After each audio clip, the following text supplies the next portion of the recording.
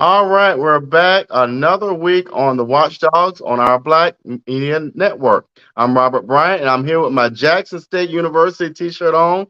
Go Jackson State. Shout out to all of our HBCUs. And we have two of our new co-hosts. So who are you two? Carlton and then Shantae. Well, I'm Carlton Carter, of course. And that's all I feel like saying for right now. Okay. And Miss Shantae, the lady of Atlanta. You're muted. See, you just messed up my whole intro. No, I did. I feel like saying shouts out to Morehouse School of Medicine, my HBCU, All because right. today is my last day for my teaching certification program to All be able right. to teach undergrad. And today's my last master's program class due date before interning, and then I'm done. That's right. That is awesome. HBCUs. That's awesome. We are so excited for you, and the best is yet to come. And it's interesting you start on that note, Shantae, because I think our topic today is, can we be a community again? And I think you and you and I talked about it separately. Carlton and I talked about it separately, but I want you to jump us off today, Shantae, and Carlton definitely jump in and talk about how you got to that topic, and what do you mean by can we be a community again?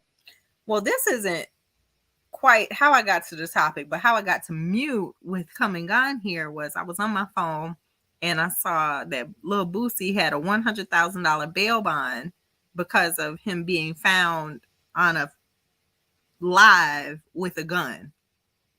And I just think it's absurd. Like I think with the censoring of music and I understand drill and this isn't necessarily the topic, but I'm gonna get there.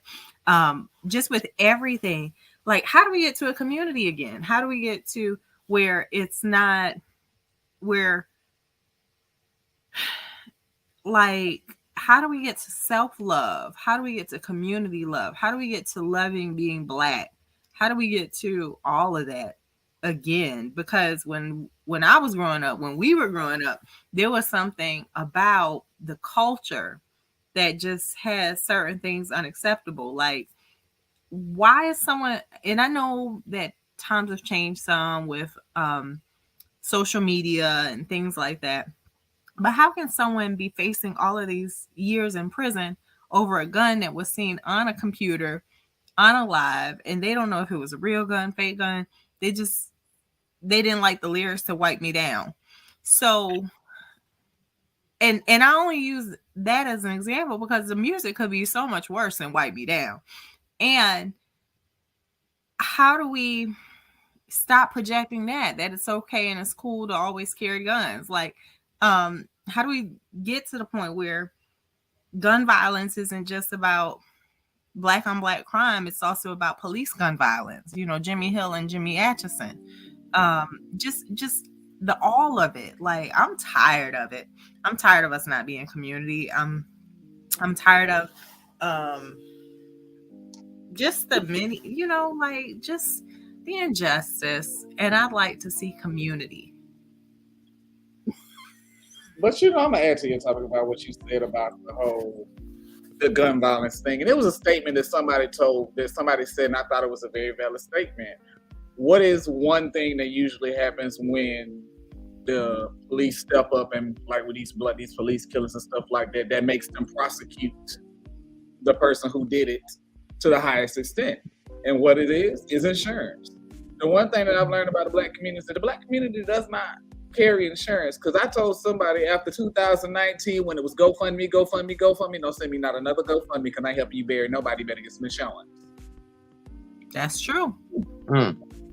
That's a good point. I've heard that someone's made that statement before, saying that when you have insurance, you're less likely to be a victim of police brutality. I've heard that before. Wow. Okay. Help us. That's an interesting topic. It's so interesting, Carlton. I had a constituent call me and who is really concerned about insurance in the state and a number of things involving insurance and how it has been a scam and just a takeover on price and in Georgia, especially, and how it impacts Savannah. So, Carlton, help me unpack that a little more. What do you mean by just insurance, so our viewers can understand your point of view?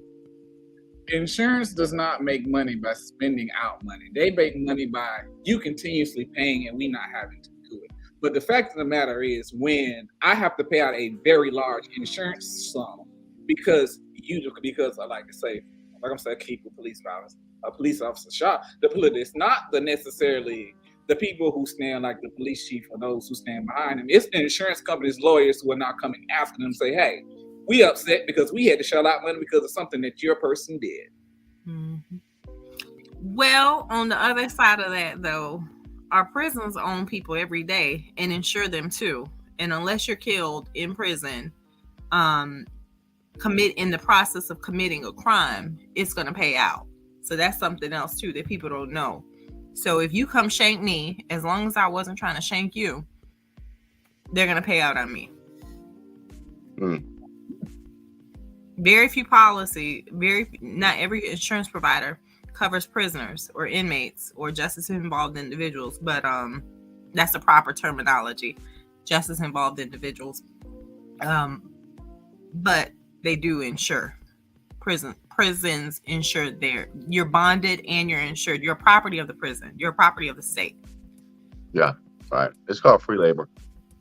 Well, that's a whole different topic. That's the 13th Amendment. I know, but Alabama was able to get it involuntary servitude and slavery taken out of the language. Well, I mean, here's the thing. Talk about being a community again. It's one of the reasons why I'm very big on our youth. You all, it's no secret I'm running for city council, and I believe in the fact that we've got to put more money into our youth programs and less money to make sure we got bricks on Broadway. It makes no sense to me that a city who has a serious issue with youth development when it comes to Black children, and a serious issue with crime, as we saw the other night, another person getting killed on Abercorn, that we will spend millions of dollars to beautify stuff for tourism, the tourism industry, but we won't take the time to spend millions of dollars to make sure our children that look like us are successful. That's a problem, especially when we got a city council and a mayor that looks like us. And so what we've got to do a better job of is people like ourselves to take young brothers aside and mentor them, take young sisters aside and say, you don't have to do these things.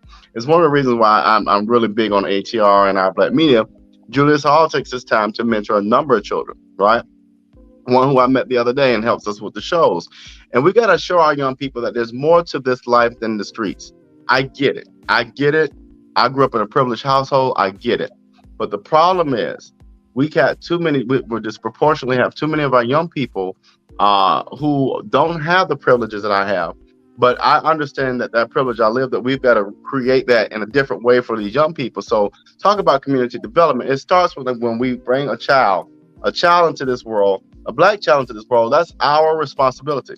When my dad was coming up, if you cut the food, anywhere you cut the food, you got a whooping from that person. If they knew you not, you're just not going to let no stranger whoop on you. But by the time you got home, you got disciplined several times. And so we just got to get back to that way of being. We in that notion of ain't nobody going to whoop my child but me. Well, I don't even like to whoop my children. So I do. I beat them. Leave my children alone. You know that. Your children can't come. If I can't whoop your children can't come with me. I have good children, but that's because they've gotten to where they've gotten. So my children. I think that it's a process because some people don't understand spanking, the appropriate way to spank, and it's a difference between beating somebody and spanking them. And you hear these people who sitting there with a 40 ounce telling you, "Oh yeah, I remember my mama used to beat me with brooms and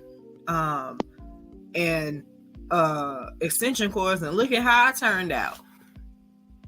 And I'm sitting there like, "Is this the point you're making?" Like, no, not saying that a 40 ounce is what negates it, but it's like there's other options, and sometimes a kid does need a good old butt whooping, and there's other options.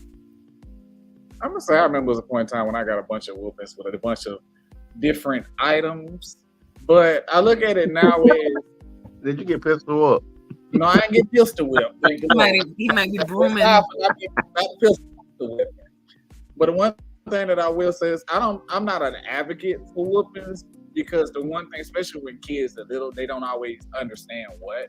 And the one thing that I used to hate for adults to do was when I asked why, and they had such an attitude with me for me asking why. Can you explain to me why you're upset or what's wrong with this before you sit here and I see a belt coming from out of the north? That's because a lot of us as a culture, we haven't been taught how to process our feelings and our emotions and how to communicate them. So when we feel powerless, instead of saying, you know what, right now you acting out, and I really, I tell my kids things like, I don't want to F you up. There's no manual to getting it right and being a parent. So right now in this moment, I don't want to F you up, and I don't know what to do. And you bigger than me, and it's me or you, and it ain't gonna be me. But Shanta, you said an important piece. I don't want us to get too far off of it, but we don't process emotions well in our community, and I think that's a piece of the issue. Yeah, and it's like when you're a mom doing it, like I didn't think I'd be a 2-time baby mama, with 2 baby daddies, who's a youth basketball coach, the other one who likes to rescue children with his horses and stuff like that. There's no manual to even getting that right. Even though people say, well, you should have saw the signs. Maybe. And what I can be responsible for is what I can be responsible for. I can be responsible for some of my little petty, hateful comments made. Like, your mama should have faked the headache the night you were conceived. I might say that the oldest one's son, dad, like when he asked for a bathing suit picture, like, your mama should have just faked the headache the night you were conceived. You don't even pay child support, dude. But that's community again. Who's going to hold them to account? But that's not nice. That's divisive in the community itself. The next time he says something, tell him, say, you the one your mama should have swallowed. I done told him that too. I said, she. Okay, back on track. I said, we supposed to be on the sheets that night. Back on track. Back on track. But Shantae. But it's not nice. But what it is there's a reality to, I get tired of being the bigger person, because we're taught when you're the single mom, there has to be a reason why you're like, we got all of these reasons why I'm supposedly the one raising these kids by myself when they get let off the hook, right? And we're taught, don't say anything bad about them. Don't do this. There's all of these laws and rules for how I'm supposed to behave when I'm trying to teach 2 boys how to be grown men. And then whenever there's any lacking, then it comes back to me. Nobody's saying, why the hell are you out here coaching these kids in basketball and not taking care of your child? Why, like, I'll say something like, why you asking me for a bathing suit picture when you got your son's phone number? Call him. Don't even call me. And stop calling me. Let me interject here. So Jamal Touré always says this, and I love this phrase. A mosquito won't teach an elephant how to be an elephant. A mosquito will teach an elephant how to be a mosquito. So I'm going to ask this question. Can a woman teach a man how to be a man? Or can you facilitate the skills to help them be an adult? So those are 2 different pieces. Carlton, what do you say to that? That is. But some of these men, let me get Carlton's feedback. Let Carlton jump in.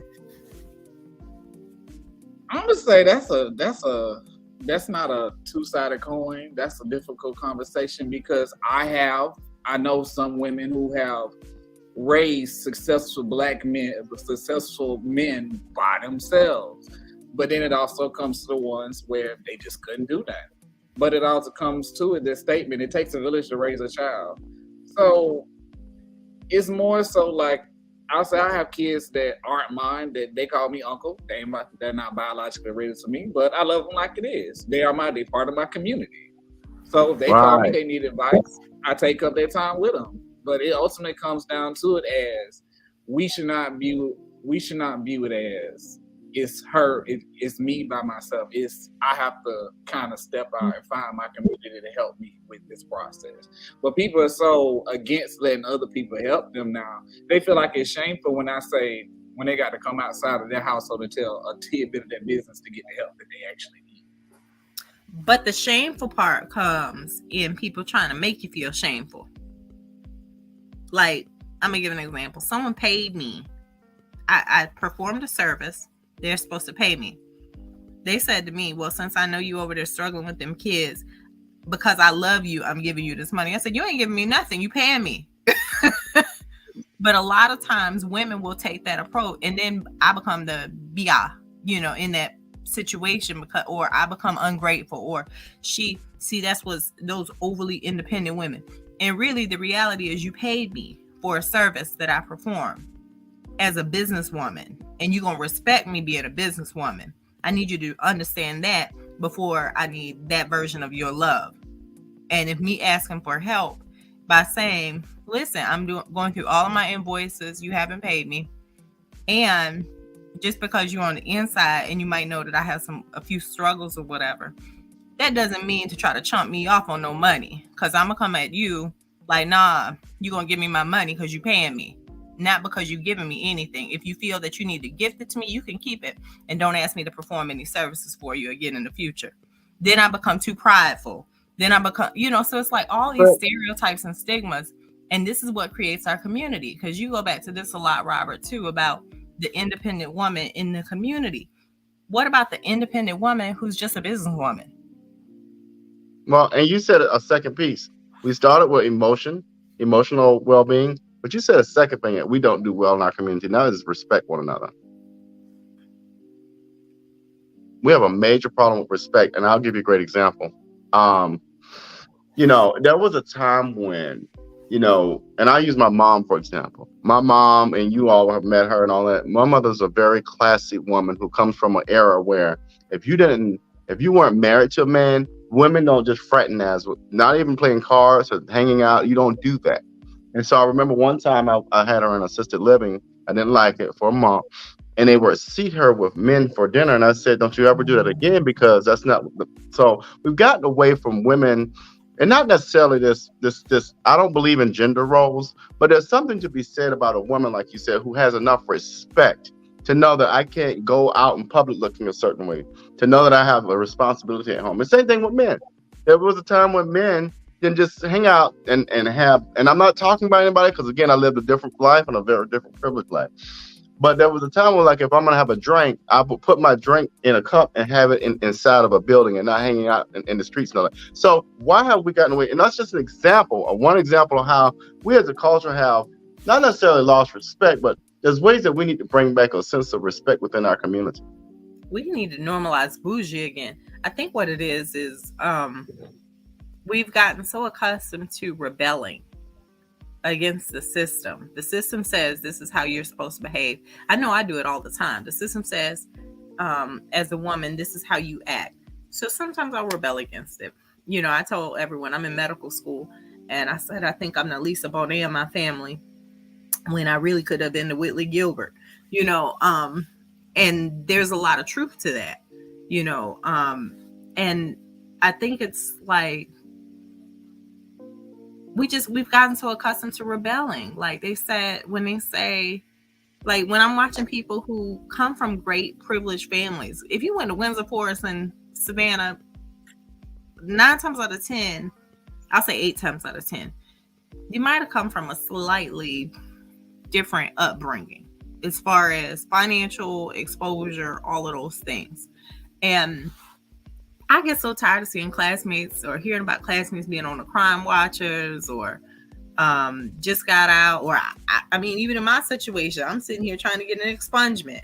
And I got a whole uncle that's a founder of a fraternity at one of the major schools, and a mom who is the first Black woman to have a crew at Gulfstream. And I'm trying to get an expungement. So you make all of that make sense, right? And like I said, a lot of it is just rebellion. Like, if the system's going to say that this is what I can do or can't do, then I'm going to rebel against the system. I mean, I like the aspect of what you said. We need to get back to bougie. But the thing about the Black community is, like I said, if you're at one level and then you elevate yourself to here, this person is here and they can't get to here. And you became, as they say, bougie, because quite frankly, everybody's going to say, I like to be bougie. I like to go to restaurants. I like restaurants where I got to put in a reservation because my service is better. I like to do things a certain way. The ratchet culture has taken over, and they keep propagating it through social media, music. A lot of some of the better music you will never hear on the radio because they want to propagate the ratchet music. We do need to get back to music. Because I quite agree, there was a point in time where there was a decorum that people had. Single women weren't going to hang out with married women like that. Men had a certain aesthetic that they had to have in public. I really want to go back to the 1920s, not the era what we had to deal with, but just the dressing and the style of things, how we carried ourselves. But even in that, like the single women with the married women and the married men, like I have married men friends, and I have a hard time with having married men friends because every time, or let me rephrase, I have married men that I have as business partners. Like on paper, I am their business partner. And every time we meet, I'm like, hey, did you invite your wife along? Like, I know it has nothing to do with nothing, but I just feel it's the appropriate thing. Like, your wife's name ain't on this paperwork, but my name is on this paperwork. Or married men who I've created businesses for. Like, I have a long list of them. And I'm like, the next time when it's time to work on your government certifications, maybe we should do it with your wife. Just because I don't want nothing said. I don't want no smoke. Being a single woman, but there's challenges in being in business, being single woman or male, because I'm sure single males deal with the same thing when it's time for them to interact with females, and be in community. Like, how do I sit and take all of the knowledge that I've learned in corporate America, in insurance? I worked for Amica at some point. I worked in mergers and acquisitions, and I temped for President Paula Wallace of SCAT. But how do I take all of this information and carry it to our community, which happens to be a lot of male-dominated? It's a male-dominated industry when it comes to business and things, and have it so that I'm sharing the knowledge and information. Wow, that I think a part of that, in my humble opinion, is making sure that we all understand our value and making sure that we all understand our gifts. I think when you tap into those gifts, you realize that we all bring a piece to a bigger puzzle. I don't know if y'all ever done a jigsaw puzzle, but we're all a piece of God's puzzle, in my opinion. It always baffles me, and y'all know this about me, that people always say, well, use your title, you're a doctor, carry it. No, that is a gift. I carry a gift of intellect. It's something God gave me, but I don't use that to hurt. I use it to do better. Same thing with white privilege. Folks who carry white privilege, white folk, need to use it for good, not to hurt. But oftentimes we'll see people who will say, use my title or call me this, or we saw in Charlottesville people who will use white supremacy to hurt. We're supposed to use our gifts. And what I mean by that, Carlton brings a gift. Shantae brings a gift. Robert brings a gift. If we utilize those gifts, come together as a community, how much power we would have. The same thing with economic power. We have an enormous economic impact, but we don't want to work together. We work very individualistic. I was in a conversation last night, y'all, with a cousin, and it was a great conversation. Have you all ever taken a twig and took a bunch of twigs and put it in a bundle, and then you try to break that bundle? It's hard to break, right? If you get one twig and pop it, it's easily popped. It'll pop easily. So think about if we were all these twigs that came together, how much power we would carry and leverage with our gifts and our economic authority. Agree. But how do we eliminate the jealousy? The jealousy and envy and greed is what takes over a lot in our community. And it's the one aspect that I truly don't like. But how do we get rid of the jealousy and the greed? But you know what? What you focus on expands. You can't focus on the jealousy and the greed and the envy. What's for you is for you. I really believe that. What's for me is for me. Like, I'm sitting here, I have a $1,000 phone bill and I have 3 phone lines off. I have money to pay it, and 3 of my phones are off because I allowed someone to get 2 phones on my plan without ever paying the bill. They ain't never paid 1 bill and paid for iPhone 13s, right? And they're like, you gonna send me my shoes? I'm like, are you serious? No concern. I could get lost there. Instead, I went to a backup phone. And I'm meeting with 2 billionaires next week. One who told me, Shantae, I'm semi-retired. He worked on Jurassic Park and How to Train a Dragon. He did production work for Michael Jackson, big names. And he says to me, I'm semi-retired and there's only 2 people whose calls I'll take and you're one of them. Did I ask him for that $1,000 to pay the phone bill? No, because people think of community support as, oh, what was me? I need this, I need that. That's not it. What I asked for was, hey, is there anything that you have going on with your business where you need any of my services?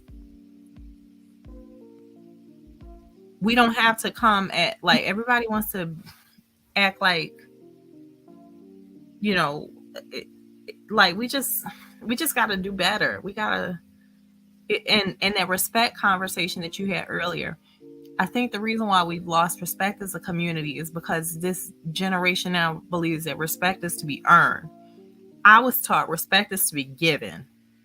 By the time that I've earned your respect, and since I've been giving you respect, I start off giving you respect and you come from respect is to be earned.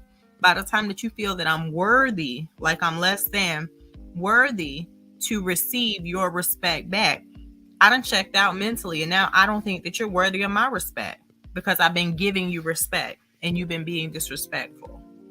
So we got to look at the way that we're communicating what's there for us.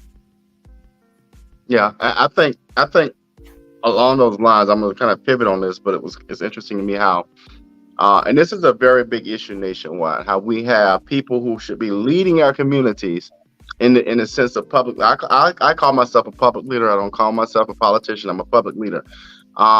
Because leadership is a very, very sacred thing to me. But we have people who identify as public leaders or politicians or what have you, pastors, whatever, and I'm about to go here, who can sell out. And what I mean by sell out is they allow dark money to influence them. And so, for example, you'll have a developer or a SCAD or whomever who has a large pocket. I'm just going to be real. You know, it's how hold on. It's how we got the new stadium in Atlanta. It's how the Georgia Dome got. You allowed those pastors to sell out. It's just what happens. We got to stop allowing dark money to infiltrate our communities and start doing it the right way. I always talk about this example, and I continue to talk about it. When Maynard Jackson and Andrew Young had enough sense to create a dynasty for our community in Atlanta. It's why we have Black millionaires in Atlanta. And now, not that we are going to go back to segregation, because I don't agree with that. But now I don't have to go across the street to ask for a resource. I can go right here to my own community and get a resource, right? Well, but when we have people that, But when we have people that's going to have for dark money and being to sell, we got a problem. How about this? Here's another approach. Why don't you take that dark money and apply it to these youth programs that we need to develop our youth instead of developing your pockets? So we got to get away from that. Stop being so individualistic. I was just adding into for you to speak on it more. This Cop City being built. I didn't want you to keep going and step over the fact that we are, out of all the places in the U.S. that Cop City could be built, why would they build it here in Atlanta, the Black Mecca, with the youth, with this gun violence? Tulsa. It's about to be another Tulsa. Atlanta is no longer going to be the Black Mecca. They are trying to change it. They despise the fact that Atlanta is the Black Mecca. Because Atlanta is a black town. Much like Savannah is a black town. It's run by Black people. A lot of the major positions are held by Black people, and they absolutely don't like it, which is how the shadow money comes in. Because we are, as they like to say, centuries in resources behind other people. So when the money comes up, they're like, oh, this is my come up. this is how I'm gonna get what I want. But I'm not thinking about the fact that everybody else who's about to take a downfall because I took this. It's all about self, like you say, stated earlier. And going back to what you were saying too, Robert, about the Mercedes-Benz Stadium. The Mercedes-Benz Stadium got built where it got built also because of those fiber optic cables, which is what happened to Morris Brown. And if anyone doesn't understand about fiber optics, you can data mine, you can take pictures. Those judges who go to those sex shops with those young kids and all of that stuff is on those fiber optic cables. And they were buried underneath Morris Brown's campus and over there where that Mercedes-Benz Stadium was, because that was more of a move around those fiber optic cables. That's disappointing. And the thing is, I guess I'm coming to the point of this is, especially in our community, if we go back to even slavery, you had, and if y'all watch the movie Life, you had the one man doing the gun line. I need y'all black folks to stop being the gun line man. Okay? Now, Grant, we're not here, it's one of the reasons why slavery, it's one of the reasons why slavery was so successful. We allowed it. We allow certain things. We got to stop allowing people to jerk us around and tell us what to do. Have some sense of confidence and respect and value. And when you step away from that, what happens is we become divided. When you're divided, you can conquer. People get so mad at the Republicans and Donald Trump, right? But what I will say about the Republicans is they don't allow you to just come in and infiltrate them that easy. It's one of the reasons why Donald Trump got the approval rating he has now, because they ain't gonna let you come in and infiltrate them and tell you what to do. Why can't we be the same way? We have just as much. We're actually a smarter group of folk. I'm just gonna be real with you. That's why I always tell people, and Shante help me say this all the time. We allow people that don't look like us to tell us that our children have behavior issues. In all actuality, our children are challenged, which means they're smart and they're reading above at a different age level. They're reading above level. They're performing above level. But if I'm not challenged, guess what I'm gonna do? Find something to do. But we allow people to tell us about us, and I'm not for that. Can I share something I just learned? That's why I got so excited. Y'all know I love learning. Okay, so I just got my Trauma 2.0 certification last week too.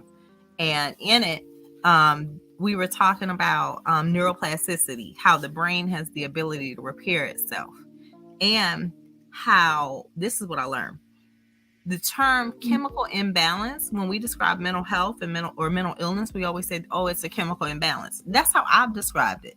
And I'm someone that lives with mental illness, right? We always say chemical imbalance. There has never been any data or research to show that mental illness is a chemical imbalance. Prozac, it was a marketing tool of Prozac when Prozac came out. They said chemical imbalance, and so they pushed chemical imbalance to justify giving people Prozac. Because I was like, I took 9 pills. I'm down to 1. I took myself off those other 8. Remy Albatroy, the self-made billionaire that mentors me, he was like, you don't even need that stuff. He was in the hospital. And some people do need it. So I'm not advocating to take away your medicine. But what I'm saying is it's a chemical imbalance. That's what they say. If I may, and Carlton will talk about this, I'm a big naturalist. I'm a huge naturalist. I'm going to pass this out to Carlton in a minute.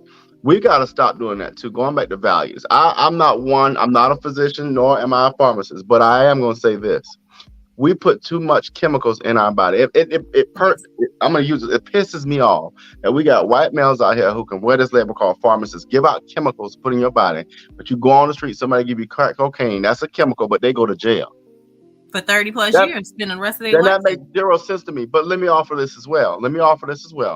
There are natural ways of healing. I'll give you a great example. My mother with no history. My mom lives with Alzheimer's. I took her off of all those medications. Why? Because one's going to trigger the next. You take blood pressure, it's going to trigger the next. It's going to trigger the next. It's going to trigger the next. So now you got 20 pills when all you had to do is eat right. But guess what? There's a thing called natural healing. I got my mother this thing called lion's mane. It is a mushroom. If you look it up, it's been really good for dementia and Alzheimer's patients. And I'm not seeing her get up and walk or talk any clearer, but I have seen a small difference in behavior and ability to communicate and do commands. So what I'm saying is we got to be very mindful. Stop allowing people that don't look like us to tell us how we work. We don't need all that stuff. But Carl, I want you to talk more about the natural healing because you're more in tune with it. And we got a lady right here in Savannah that he introduced me to. Heck, I'm all for it. But Carl, I'm going to pass out to you on the naturalist piece. I mean, I quite agree. I love the natural medicine because it's not, because I have anxiety So my anxiety, when it gets bad, I drink tea. It's a tea that when I went to her, she gave me several different herbs. So like I took a mix of a couple of different until I got the correct concoction of what I liked, the feeling that I did. And then when I'm calm, and usually my sleep is a lot better. Because the one thing I tell people, while you're sleeping, if you wake up really, really tired after you've been asleep for a long time, it's because your mind is not resting while you're asleep. Your mind has to rest in order when you sleep to get when you get up for it to feel better. But it is so many herbs, so many different things, and a lot of them they outlaw. Like recently, I seen where the FDA was trying to outlaw sea moss. And actually, if you look up the benefits of sea moss, it really, really helps.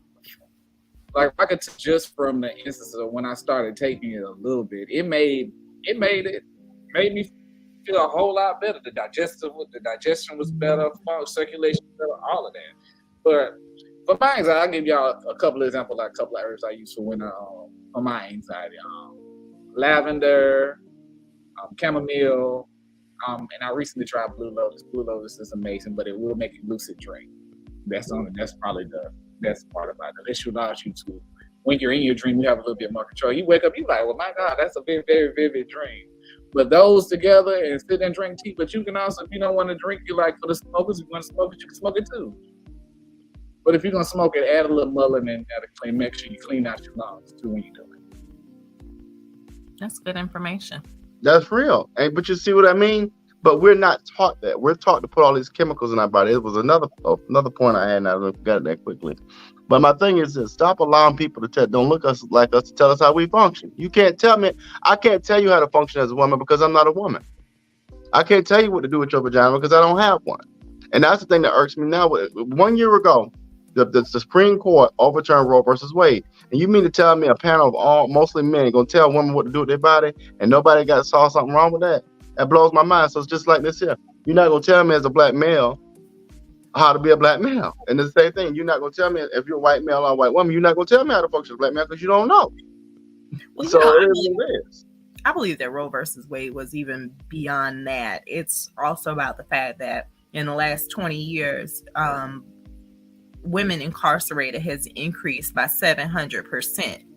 So now you telling me not to have an abortion. If I have an abortion, through Planned Parenthood, who's the ones who turned us from being Republicans originally, because most black people were Republicans at some point. And it was around that time that they started talking about the feminist movement that we shifted. So you're going to tell me that if I do this with my body, now you're going to incarcerate me. But the white man and the white woman, because 75% of all brown and black women are on Medicaid.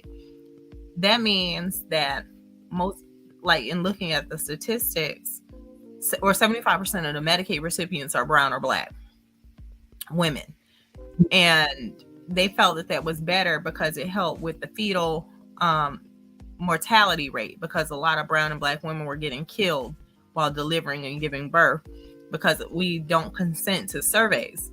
And that's because they usually torture us and do illegal things to be able to get us to survey or to comply. But anyways, but the whole point is white people go to private doctors.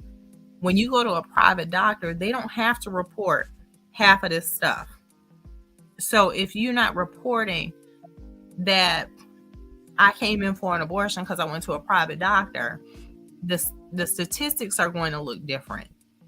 It's going to look like brown and black people are the ones getting these abortions. And it's also going to look like us filling up these jails. And it's also going to look like baby brokers coming in asking us, if you sell me that baby that you didn't abort, I'll get you out of prison a little earlier. It's the same thing. It's slavery. Yeah. No matter how you shape it. Roe versus Wade is bananas. All of it is bananas. But it's... We just had a comment. I don't want to get too far off. Has mainstream media contributed to this foolishness? And the answer is yes. I'll use the music industry, for example. Why is it that our music has to have certain things before it's published? Why does it have to have the sensationalism? Why do our black females have to be on the videos with their bodies hanging out, body parts hanging out, and looking all kind of foolish ways before we get attention? Why is it that our black men, in order for them to get any kind of notoriety, they got to be dressed and drag on the screen before they can get any sense of real attention? Why is it that we got to be marginalized yet again to get the attention that we already deserve? Because at the end of the day, last I looked, we invented everything in this country. So let me get to this point. We've got to stop allowing people to bastardize our value and our what we bring to the table. And I think that starts with not only just the music, but a number of things that we allow people to do. That's one of the reasons why with Tyler Perry, people get so mad at Tyler Perry because of his wealth and his growth. We got to start supporting people like that. And other small businesses. I mean, we do ourselves dirty, but we've got to start developing this framework of expectation that allows us to work within our community and to grow things that we already have in place. I want y'all to give Tyler Perry his credit for one thing that I know that he did do for the black community, because where he built the stadium, and I believe it raised the property value around us. So he went and he paid the property taxes for those low income people around them for like years to come, so that they would not have to worry about it, because he knew what would happen once they got over there. So I want y'all to give him a round. He got to get a round of applause today. So he does do a lot. He hires a lot of black actors. Right. He might put some bad wigs on them when he put them in the movie. That's because he paying over so much. But he do look out for the community when it comes to the black actors. But when you said something earlier about women in their bodies, and I want to know, it was a historical figure. His name was, I can't remember. I'm trying to remember it off the top of my head, but I can't remember. But his name was J. Marion Sims. He was the father of modern gynecology. He was the one who, during slavery time, experimented on black women to learn about it so that women could progress so much now. A lot of the stuff that we go through now in our community, when it comes to stuff like that, they experimented us. Let's think about back to the Tuskegee experiment. Think about to the AIDS epidemic. You can't tell me that you created something and you didn't have a cure for it when you created, just in case it affected the wrong somebody that you know and you don't want them to suffer. Yep. COVID. Ooh. Well, you know one thing, I'm glad you said that. That was my point earlier. Just joking. Next topic. No, you can't. Next you gotta be careful. Right, but no, what I'm saying is there are cures for a lot of this stuff out here, and HIV/AIDS, cancer, all that. First of all, cancer exists in our community because of the foods that we eat, and the foods that we have overly been filled with all these dyes and this these preservatives and all this foolishness. Beatles. But yet matter again, when we go to these discount stores, it's even more stuff in it. It's the reason why our body shapes. We're not supposed to eat these steroids these cows eat. We're not supposed to eat this stuff that these animals eat. But when we eat it, when they eat, think about it. You are what you eat. When you put that cow on your plate that was not farm raised, but was raised with all these chemicals and dyes and foolishness, you gonna end up looking like that cow. I mean, it is what it is. We're not supposed to be. Let me tell you something. We allow people again to tell us that, and we step away from community when we don't realize we are the community. That's the big point here. We are the community. But look at you're not gonna tell me how to be in my community. I was talking about Skittles because if you go through, I'm gonna say this quick point, Carlton. If you look at the Food and Drug Administration and you look at what's regulated for other countries and you look at what's regulated for the U.S., you'll find a lot of foods that we eat every day that they do not allow into other countries. Bread, Skittles, because the red dye is actually the color from beetles being chopped up. Little things like that. And I'm guilty. I still eat my Skittles, knowing I'm eating beetles. But in other countries, insects are delicatessen. So, anyways, just wanted to share that. I mean, I love going to other countries and eating their food, because like eating some of the same foods we eat here versus we eat in other countries is completely the same. Fruits that you get out the store are completely different. We went to Panama last year. My favorite thing to eat while I was down there was pineapple. And most of the time our pineapples, when they turn yellow, they're bad and we won't eat them. But when their pineapples are ripe down there, they're yellow, they're golden yellow, and they were so much sweeter and so much better. The food tasted pure, and I was like, why I eat like this back home? And I get great food down here. Why can't I get this back at home?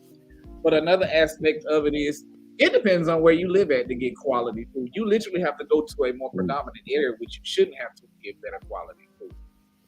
And it can be the exact same grocery store, because versus, I'll give you an example, the red and white over there, it's in Savannah, that's over there off of Geechee Road, versus the red and white that's in Havisham. Same store, different products, because it's Right. based they Right. serve it based off the area where you serve it. But I'm glad you said that. As a good friend of mine, she uses the term food apartheid, which I've holistically believe in. I would love to see the day where we have more. Everything is around education. I'm an educator by trade, but I would love to see the day where we do more education, not just around food, but around voting, around a lot of things in our community. Because when you're not educated on a subject, as you all are and myself, you tend not to understand what's going on. So, for example, eating red meat. Eating red meat at a high level is going to really disproportionately make you less likely to live a long time. You may not want to live a long time, not my business, but eating a lot of red meat is not good. Having fresh fruit, fresh organic fruit in our communities. Why can't we have farmers markets? Why can't we have black farmers markets instead of having our farmers sell out the truck on the corner? We can do that.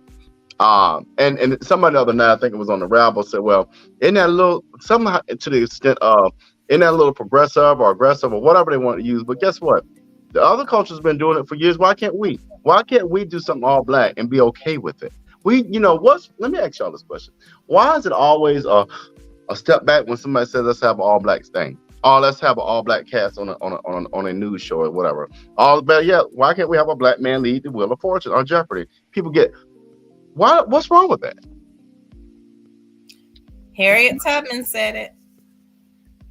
Freed thousands of slaves, could have freed hundreds of slaves, could have freed thousands more had they known they were slaves. I didn't always know I was a slave when I was being a slave. And red meat, my grandparents had a farm.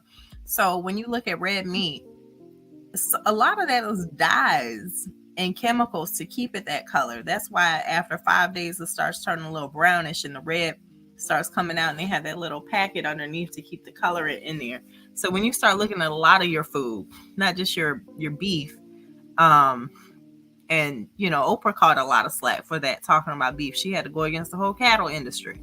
So when you look at stuff like that, that should say something. If you ever go to the Epcot Center, back after Obama, there's a tour ride. I forgot what it's called, but you get in this little boat and they take you all around, and you see the hybrid fruits and vegetables and the hybrid seafood, where it's in tanks, where they're being basically created through you see watermelon this big, it's a plug, it plugs in and it's giving it natural lighting. That's a plug-in light. So even with the organic, like this stuff that doesn't have seeds, that's not natural. We got to even look at what we consider to be organic before we get on a bandwagon just because another culture is doing it. They don't always have the right answer. They came to us for the answers. Before soul food, soul food didn't even seem to be soul food. That was their leftovers that they didn't want to eat. And we decided to make it into a meal. And now it's the big thing to be in the South.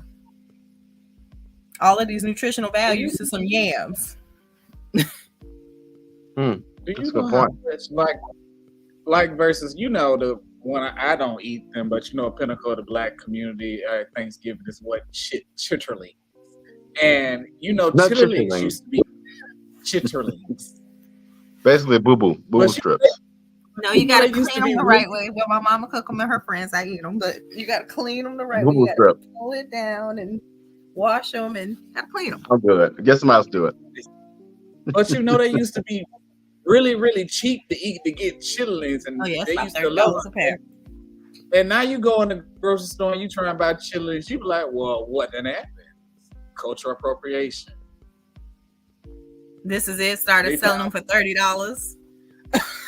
Yeah, I'm good on that. But I will say this. My granddaddy, my mama's from Morgan County, Madison, Georgia. My granddad used to cook coon, squirrel, any little thing that could crawl. I'm good, bro. I'm good. Are we supposed to be eating that stuff, y'all? For real now? Come on. If you were stranded and left if you were out in, see, the thing is, if you were left out, my grandparents had a farm and there were no pesticides. I mean, a real farm with the truck, with the little stuff, the John Deere, and the cornfields taller than you, and that's the stuff that we ate. But the thing is, there were no pesticides. It was clean food. It was the cabbage were canned to become sauerkraut. from the garden that was near the house. Then there was another acre that you went out before you got to the big gardens that required the John Deere tractors. So all of that, like my father and I, we would go up north in Michigan and go ice fishing and catch these big salmon. But to catch fish, you had to have alligator or you had to have rattlesnake tail to catch the king salmons with the ice fishing. So that's what they sold at the bait shops. So then you have people like, I eat fish, but I don't eat. Well, that fish ate that alligator, and that alligator thing seems edible to me. I know I like me a good gator tail. Oh Lord. I Oh mean, my goodness. you gotta think versus the farm raised stuff versus the woodland creatures. They eat a lot more natural stuff. I actually had a conversation with somebody at work about coon because they was like, we was talking about the city coons. I was like, I'm not eating that. They was like, wow. I was like, I eat coon, but I was like, I'm not eating that. Do you not know they eat anything? They in the city. I'm not eating that. I say, we go to the country. I say, who gonna eat that? They be digging in trash cans, all type of stuff. Coons in the country don't do all of that, and they generally stay away from people. Them coons will walk right in front of you like you sitting in my seat. Like a New York rat. But that's how you get your allergies too. Like Imani taught me this, Robert. When you get sick or something like that, like with me living in Atlanta, I need to have localized honey. That wouldn't be the same honey that you have in Savannah. Yes. So just going in the store and buying honey and adding to your tea isn't going to do anything. You have to have localized honey.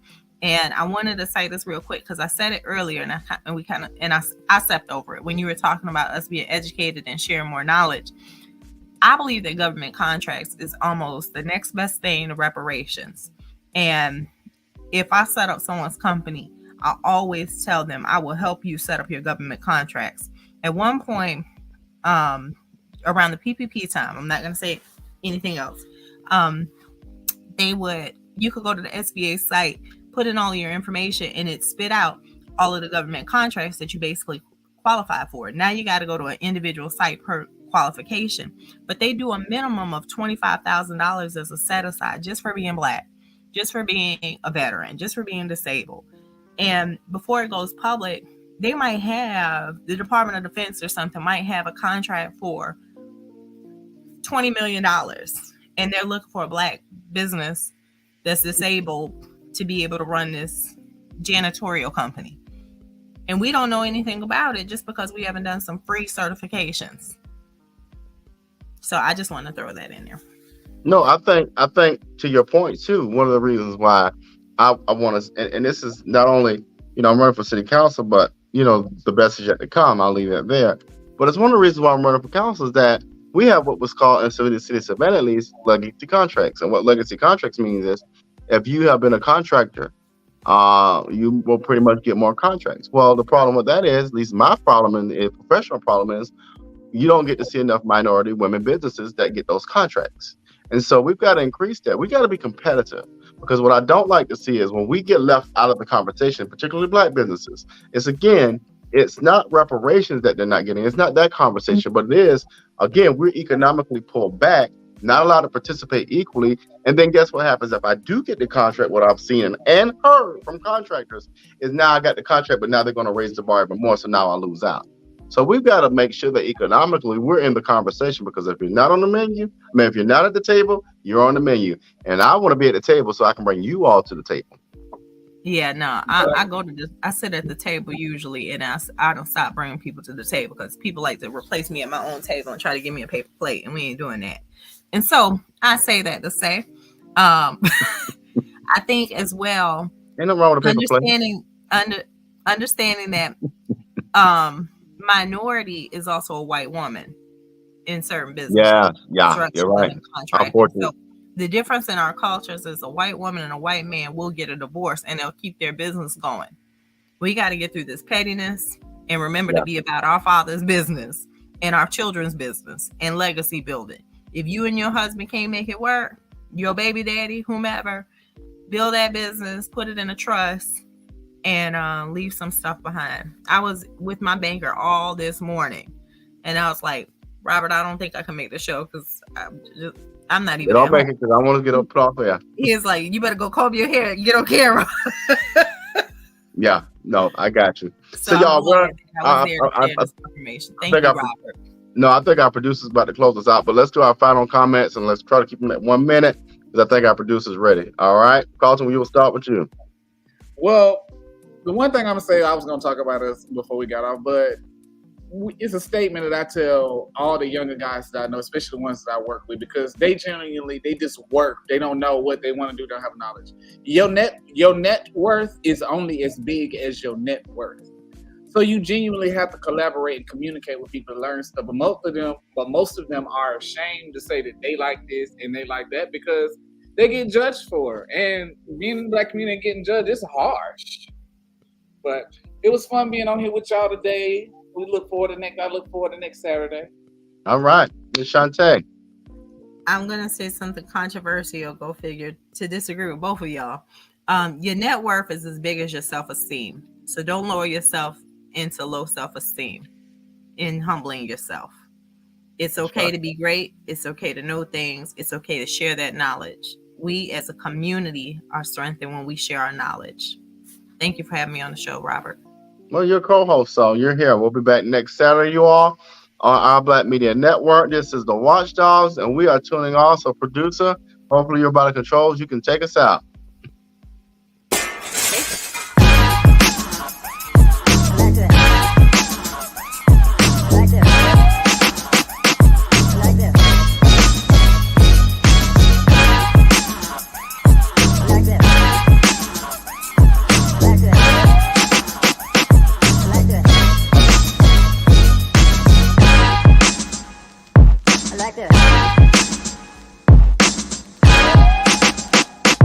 Like this.